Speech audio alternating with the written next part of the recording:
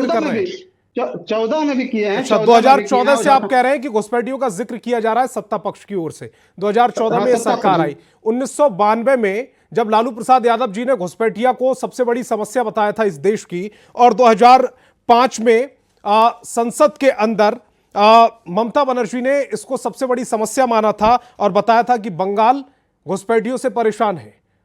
तब तो नरेंद्र मोदी का जिक्र भी नहीं था प्रधानमंत्री के तौर पर। आप उनका बयान सुना रहे हैं, लेकिन बता रहे हैं, लेकिन पहले ही बताइए कि अमित शाह तो गृह मंत्री हैं, उनका काम है रुकना, उनका काम है कि अमित शाह गृह मंत्री कब बने?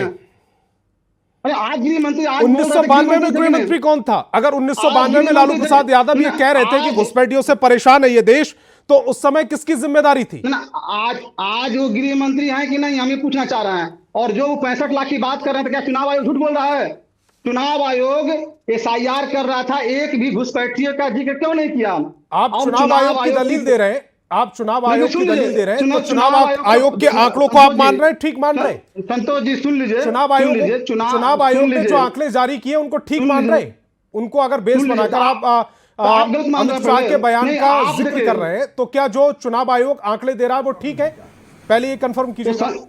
संतोष जी आप ही बता दीजिए कि अमित शाह गलत सही बोल रहे हैं या चुनाव आयोग सही बोल रहा है? मैं आपसे पूछ रहा हूं सर, मैं सवाल करने के लिए मैं हूं। मैं आपसे पूछ रहा हूं कि चुनाव आयोग ठीक बोल रहा है या अमित शाह ठीक बोल रहा है? आप दोनों में से एक पिक कीजिए।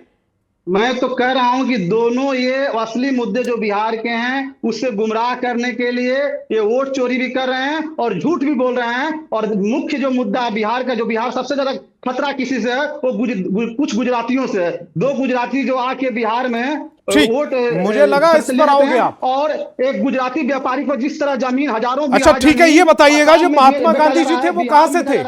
और सुन लीजिए डॉक्टर दिनेश जी, अब मेरे सवाल का बड़ा सीधा सा जवाब दीजिएगा। अगर आप क्षेत्रवाद में चले जाएंगे तो मेरा सवाल सुनिएगा। महात्मा गांधी, जिसको राष्ट्रपिता कहा जाता है, जिसकी इस देश में सारे राजनीतिक दल पूजा करते हैं, बताइएगा कहां से थे वो? देखिए, इस देश को एकजुट करने वाले सरदार पटेल कहां से थे? महात्मा गांधी जी का आप जिक्र किया, तब बता दें, यही मोदी जी जब विदेश में जाते हैं संयुक्त राष्ट्र सभा में या G20 सम्मेलन में, तो वहां कहते हैं गांधी और बुद्ध और वसुधैव कुटुंबकम की बात करते हैं। लेकिन जब देश में चुनाव की बारी आती है तो वही मोदी जी सावरकर, गोडसे और घुसपैठियों की बात करने लगते हैं। तो यह सवाल आपको उनसे पूछना चाहिए, वो क्या कर रहे हैं? और जिस तरह से जमीन हो रहा मुझे इस बात का कि आप जितने पॉइंट उठा रहे हैं और मैं उस पर सवाल कर रहा हूं, तो फिर आप मेरे सवाल को घुमा दे रहे हैं। आपने सबसे पहले घुसपैठ का मुद्दा उठाया, मैंने पूछा 1992 में लालू प्रसाद यादव जी ने जब घुसपैठ का जिक्र किया तो वो क्या गलत बोल रहे थे? आप उसको घुमा गए। उसके बाद आपने चुनाव आयोग का जिक्र किया, मैंने पूछा क्या चुनाव आयोग ने डेटा जो दिया है उसको आप ठीक मान रहे हैं? आप कह रहे हैं उसको भी घुमा गए। अब आप कह रहे हैं 2 गुजरातियों की बात करने लगे। मैंने पूछ लिया कि महात्मा गांधी जी कहां से थे और सरदार पटेल कहां से थे, आप उसको भी घुमा गए। कहां से थे ये तो बता दीजिएगा इस देश को। देखिए, मैं जब, आप भी जानते हैं, मैं बता रहा हूं कि कैसे जाके विदेश में गांधी जी की बात करते हैं और देश में गोडसे की बात करने वाले लोग हमेशा राजनीति के नफरत की राजनीति करना चाहते हैं, धार्मिक ध्रुवीकरण की राजनीति करना चाहते हैं। और जवाब है कि महात्मा गांधी कहां से थे? और आज नेता प्रतिपक्ष राहुल गांधी जी ने जिस तरह से चुनाव आयोग का पोल फिर खुला है, चुनाव आयोग पूरी तरह नंगा हो गया है और केंद्र सरकार को बचाने के लिए चुनाव आयोग बैटिंग कर रहा है। और मैं जदयू के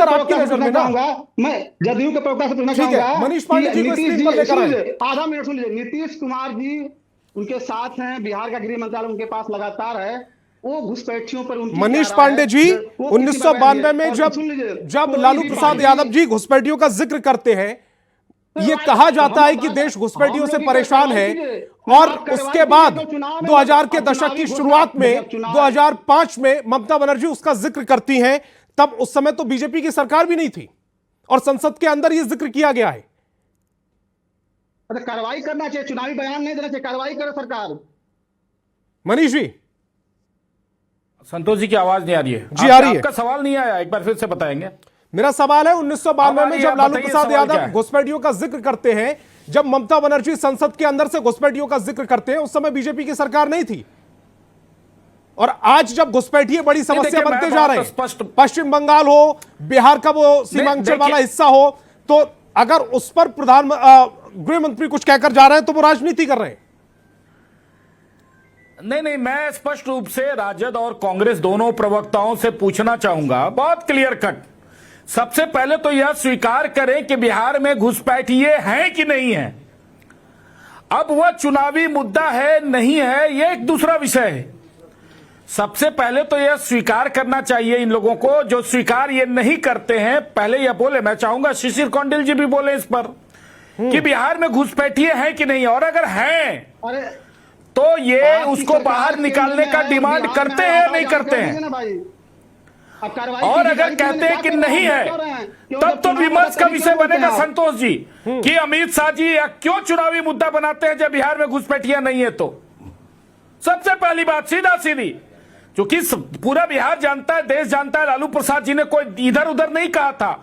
लालू प्रसाद जी ने संसद में अपने भाषण में कहा था और स्वीकार किया था इस बात को कि घुसपैठिया है। लेकिन आज की तारीख में जब ये अमित शाह जी के बयान पर अपना विरोध दर्ज कर रहे हैं, तो यह स्पष्ट रूप से राजद और कांग्रेस लोगों को यह स्वीकार करना चाहिए या कहना चाहिए कि आज के तारीख में बिहार में घुसपैठिया है कि नहीं, और अगर है तो यह उसको भगाने के लिए सरकार को क्या सुझाव देना चाहती है, बिहार से बाहर करने के लिए क्या सुझाव देना चाहती है।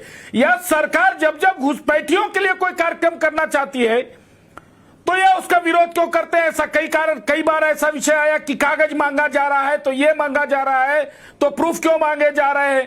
भाई आपको क्यों खलबली होती है। राहुल गांधी की यात्रा होती है, किस क्षेत्रों में होती है, सीमांचल क्षेत्रों में। उनकी कौन सी रचना थी, कहां थी। आज 10 जिले उनके लिए प्रायोरिटी में नहीं है क्योंकि वहां घुसपैठियों की संख्या बहुत कम है। लेकिन जहां घुसपैठियों की संख्या ज्यादा थी वहां पर राहुल गांधी ने अपनी प्राथमिकता से यात्रा करी, वहां पर उनका समर्थन लिया। भाई ये तुष्टिकरण की नीति है। अमित शाह जी ने अगर आचार्य कह रहे हैं कि घुसपैठिए कहां से आए, तो भाई देश को आजादी क्या 2014 के बाद मिली है। भाई ये घुसपैठिए क्या 2014 के बाद से आ गए। ये जितनी भी समस्याएं हैं बिहार के अंदर, ये 2014 के बाद की हैं।